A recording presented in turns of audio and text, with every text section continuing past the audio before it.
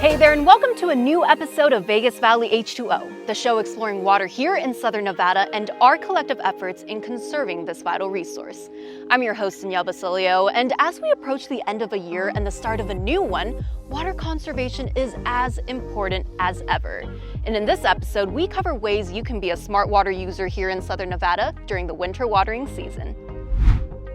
Coming up, we've got some valuable tips on watering in our coldest season and how to winterize your landscape. And no, we're not talking about holiday decorations, but practical steps that can save you time and money in the long run.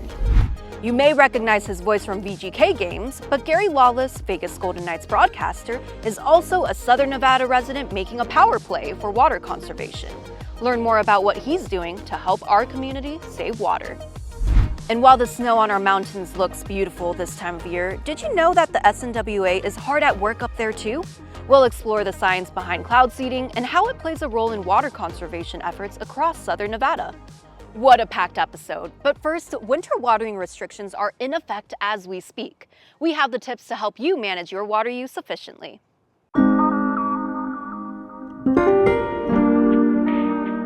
As temperature drops, so does the need to water your landscape. And this winter, that magic number to remember is 1.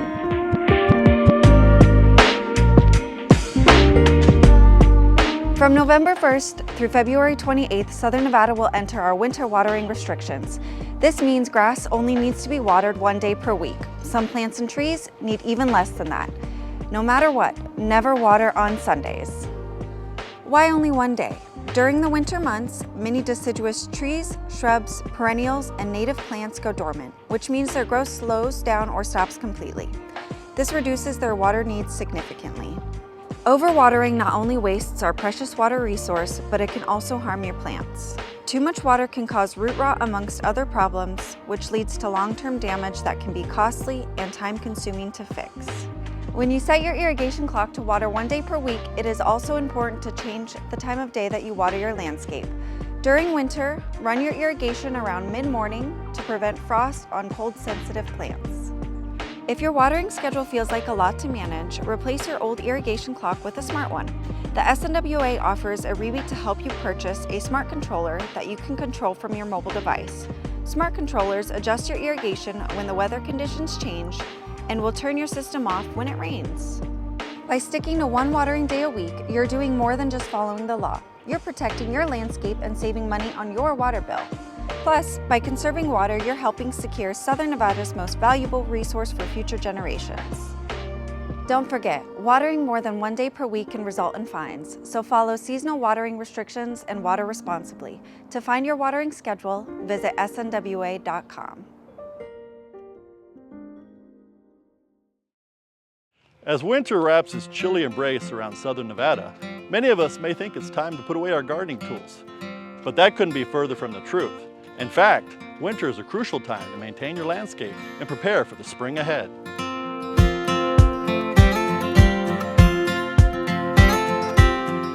First, let's talk about protecting the plants and trees in your landscape. Frost can be a concern here, especially in January and February. Consider these steps to safeguard your plants. Cover tender plants with burlap or frost cloth when temperatures drop. Mulch around your plants to help insulate their roots and retain moisture. And if you have citrus trees, be sure to wrap them or use heat lamps to protect them from freezing temperatures. Winter is an excellent time for pruning in Southern Nevada, as many trees and shrubs are dormant, making it easier to see their structure and assess their health.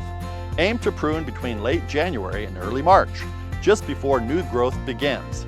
Don't overdo it and avoid removing more than 25% of a tree's total canopy in one season. And always use sharp and clean tools to prevent damage to the tree or the spread of disease. Pruning plants and shrubs not only promotes healthy growth, but also enhances visibility and access to your irrigation system, which leads to our next step. Inspect, repair, and adjust your irrigation system, as cooler temperatures can reveal hidden leaks or inefficiencies. Check for broken or clogged emitters and ensure that drip lines are functioning properly. Protecting exposed outdoor water pipes, such as hose bibs and backflow preventer valves, is essential during the winter months, even in Las Vegas, to prevent freezing and cracking. These components are particularly vulnerable to cold temperatures, so it's important to inspect them for any signs of wear or damage. To protect hose bibs, consider using insulated covers specifically designed for outdoor faucets, which can be easily slipped on to shield them from the cold. For backflow preventer valves, which are often exposed and susceptible to freezing, insulating blankets, pipe insulation sleeves, or an old blanket or towel can provide effective protection. With just a little bit of effort, your yard will remain healthy and vibrant throughout the winter months. And remember, even in the desert, winter care is important. For more landscaping tips, follow us at snwa.com.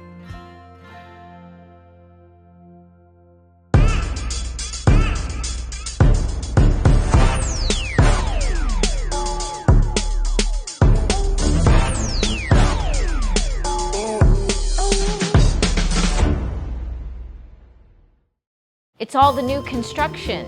It's the casinos and golf courses. It's all California.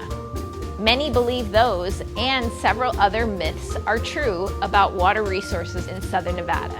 However, we do the research and have the facts. It's time to tap the truth.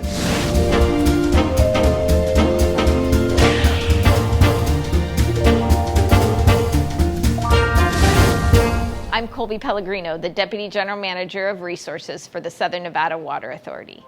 Today's topic is, I had a leak and now I have a huge water bill. Why can't we do something to help with my huge water bill?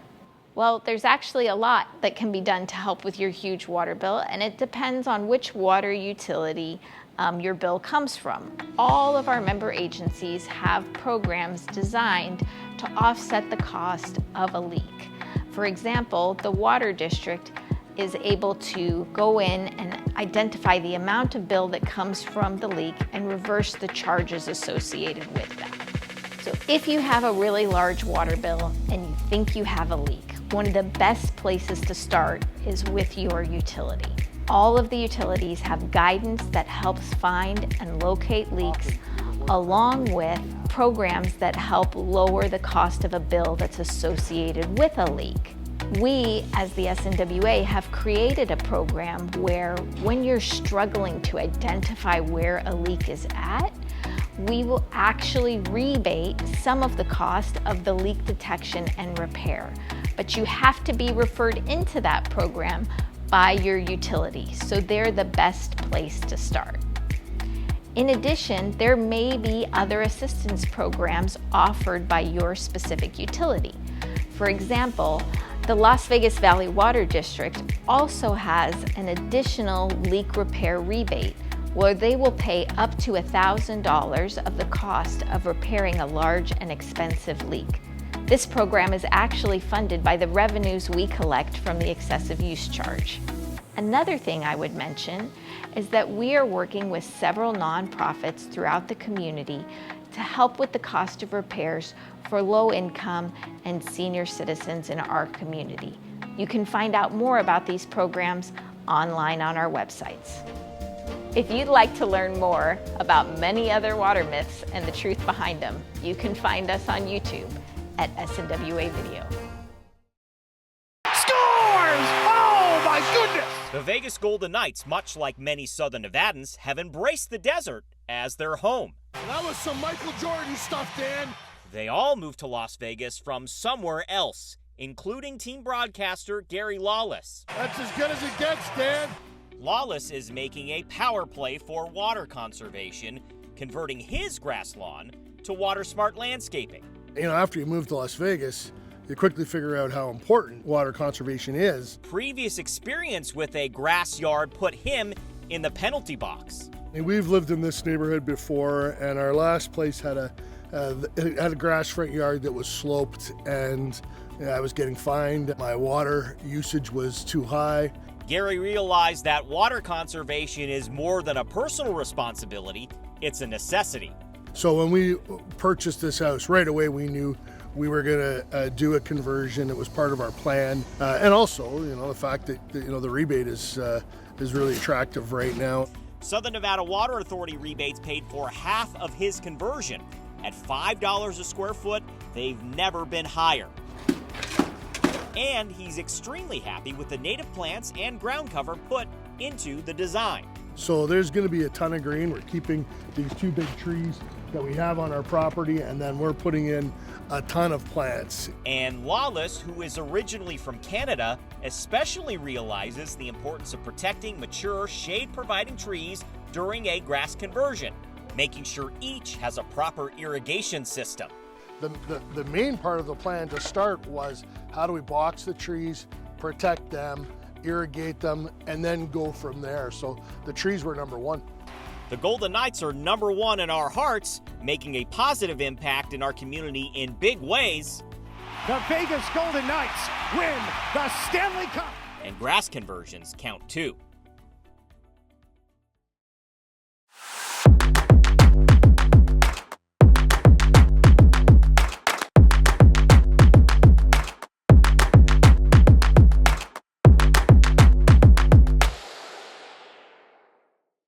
This time of year, we end up waiting and anticipating the Bureau of Reclamation's 24-month study for August.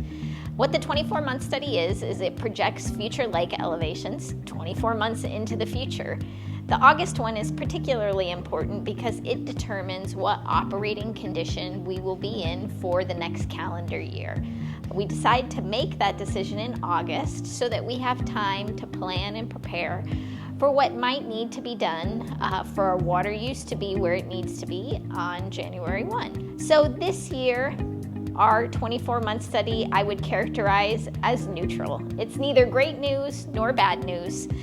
We are going to continue to see Lake Mead in a shortage condition. It's a level 1 shortage, which is less than where we've been previously.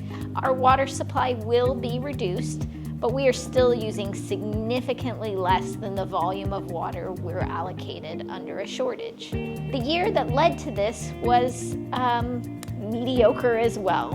While we saw 100% of average precipitation or thereabouts, we're seeing that runoff into the basin is only expected to be about 84%. That's pretty typical for what we've seen a lot during this drought and this century, is that really good runoff years, these 120% of average, are not producing 100% of average runoff. And that is in large part because of our increased temperatures. More of that water is evaporating and being absorbed by the natural system before it makes its way into the river. So again, 2025 will end up being a shortage for the Colorado River's lower basin users, but it's a shortage that this community is well prepared to handle.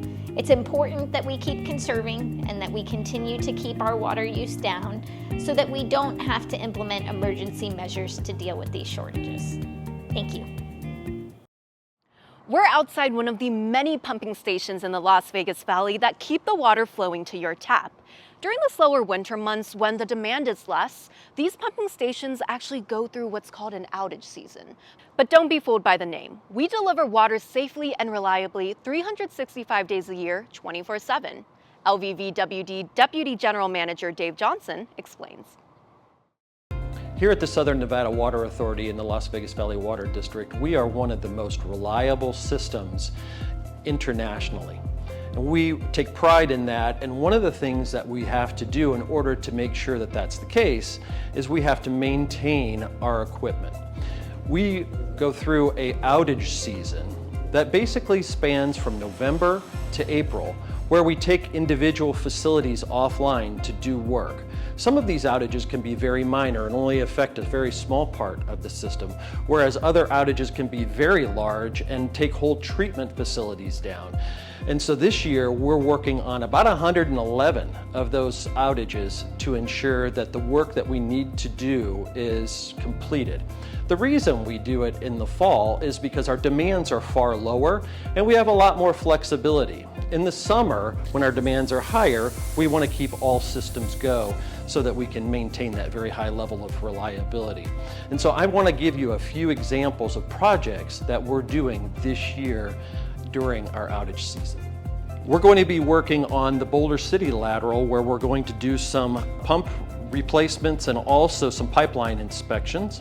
We also are going to be taking each of the 2 treatment facilities down, the Alfred Merritt Smith Water Treatment Facility and the River Mountains Water Treatment Facility, to work on filter projects, electrical upgrades, chemical tank replacements, and a lot of other work. And what's really great about that is we've spend quite a bit of time coordinating these outages with our purveyor members to make sure that we are well coordinated and they go off without a hitch. We've also drained the Pittman lateral so that we can do some valve inspection and valve replacement. We're also working on SCADA upgrades. And so SCADA means Supervisory Control and Data Acquisition System. And it's basically the brains behind the process. It tells all the valves when to move, and it gives commands through the operator that allows the system to operate effectively and efficiently. All of this work is planned and coordinated and executed behind the scenes. So everybody listening to this video that wants to continue to take a hot shower can do it, because nobody ever knows that it's actually even happening.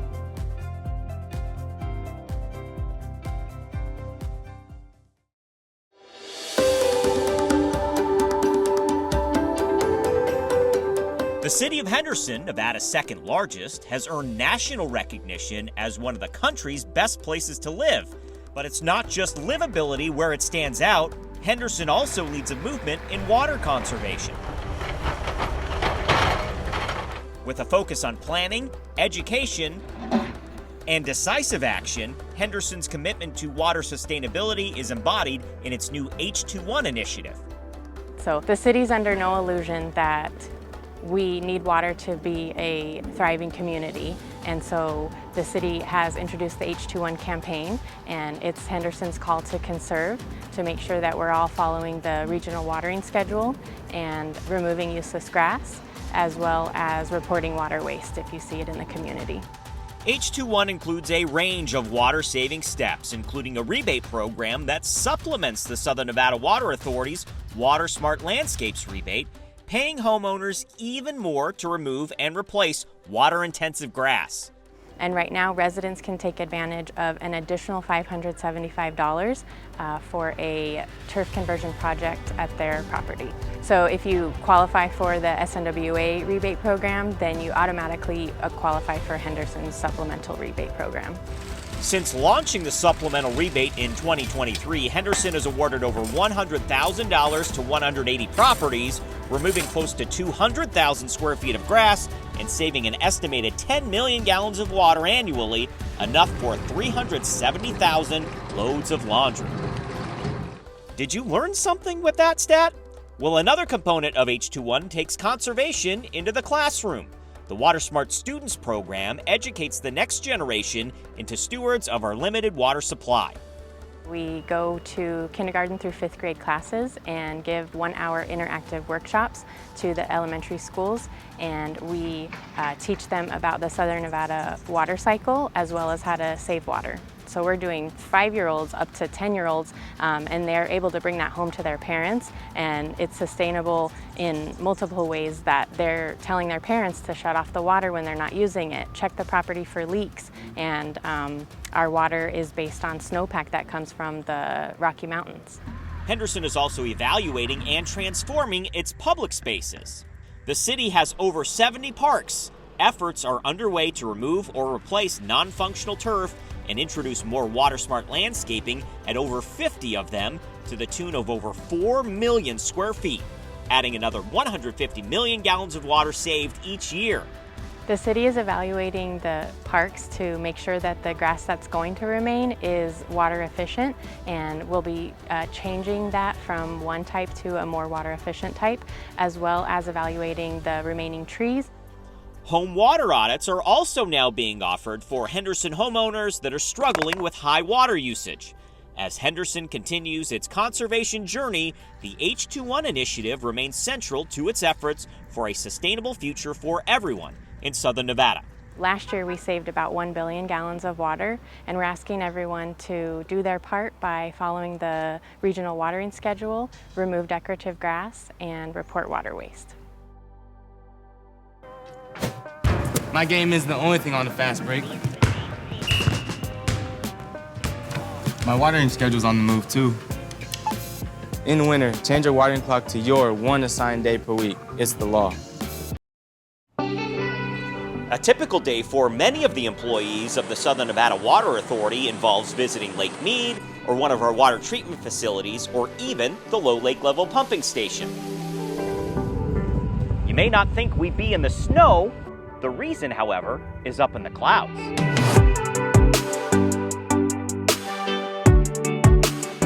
Welcome to the Spring Mountains, where we have several cloud seeding generators spread throughout this mountain range to create more of what you see right here, snow and precipitation. When snow is seen along the Spring Mountains on the west side of the Las Vegas Valley, know it's great for Southern Nevada.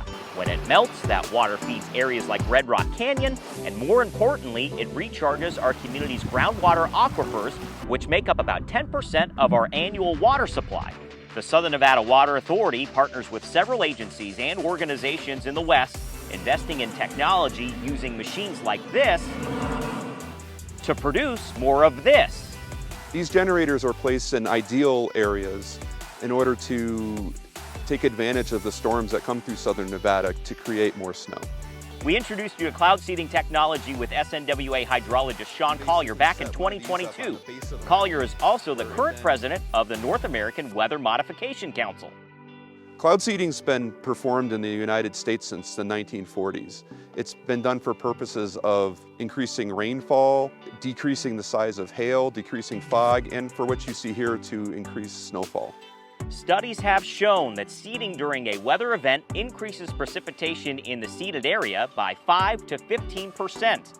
As of 2024, 4 of these generators located on private land are assisting the Spring Mountains. The technology is simple, using heat to send particles of silver iodide into the sky. It gathers some of the supercool liquid water. It's water that's floating in the atmosphere that would otherwise not fall as snow, and it causes it to snow more. The method is proven safe as the silver iodide falls back to the earth with the snow, and when it melts becomes undetectable, as silver is a naturally occurring element in our environment. It's also extremely cost-effective, cheaper than any other method to bring in new water to an area via trucks, pipelines, even icebergs. 2023 was an excellent year of precipitation in our Spring Mountains and the Colorado Rockies, where the other 90% of Southern Nevada's water supply originates. Dozens of cloud seeding generators, funded in part by SNWA in that area, gave the Colorado River a boost. It was so good, in fact, that we stopped seeding in the mountains. There's something called suspension criteria, where if the snowpack reaches a certain level, we then stop cloud seeding. Our trip into the Spring Mountains to visit one of the active generators was cut short on this day, as we may have lost some traction at some point. So these generators are put in higher remote areas in the Spring Mountains, and they are challenging to get to, especially when there is snow on the ground. So the generators are running, but we can't reach it because we've got some tough conditions right now. So we just came out of that snow up there to show you a generator that's in a less remote location in order just to give you an idea of what the generator looks like. This generator is also helping with the water supply in the Spring Mountains. So when a storm comes through with the right conditions, this generator is remotely turned on and carries the material over there to help increase the snowfall. In 2023, the Bureau of Reclamation provided a grant of over $2 million toward new seeding equipment in the Colorado River Basin, and the Nevada State Legislature approved $1.2 million of funding for a new statewide cloud seeding project. So while this activity is building up like our clouds do from time to time, Collier is quick to note cloud seeding is not a permanent solution to the problem of drought in the West, but another tool in the toolbox, with conservation leading the way. So even though you can't see these generators, they're doing their part to contribute to conservation in Southern Nevada and help with the water supply issues that we're experiencing. Celebrating Las Vegas's vibrant past with a focus on our region's sustainable future, the Springs Preserve features more than 2.5 miles of trails to explore, an 8-acre desert-adapted botanical garden, 2 museums, animal habitats, interactive exhibits, and special events. Located on 180 acres in the heart of Las Vegas, there's always something new to discover at the Springs Preserve. Who knew those stunning snowy mountaintops not only serve as a beautiful winter backdrop, but also a site where groundbreaking water conservation measures are happening? That is some pretty impressive science if you ask me. Well, that's all for this episode. Stay water smart this winter, and remember that we all have the responsibility to work towards a sustainable and water secure future for future generations. We'll see you right back here in the spring for another episode of Vegas Valley H2O.